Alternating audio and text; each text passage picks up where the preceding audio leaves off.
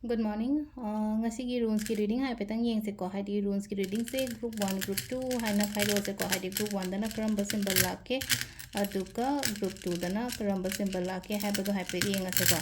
ado sida leiba runes mayam se de ko haidi symbol mayam se de ani katang lo thoe ko ani sida ahamba laiba symbol ko ahamba haidi group 1 khan bangai gina r man ba symbol ama lae group 2 khan bangai gina x y m y man ba symbol am lai ko haidi se na khoi first ki r man ba symbol ko r man ba symbol se koina re do na hai ko kaino da haidi koina runes ki loan da an has ne ko runes ki loan da koina re do haina hai ado mathangi x y m y man ba symbol se na akoi gi kaino kani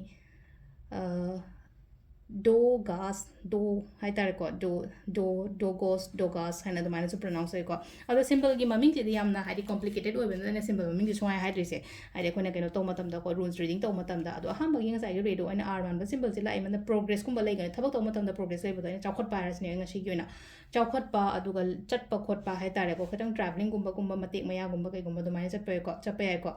growth lai gani ko aina chat pa thaba inkhang da hai tare kana ba gumba phang ba do mai na oina oi ko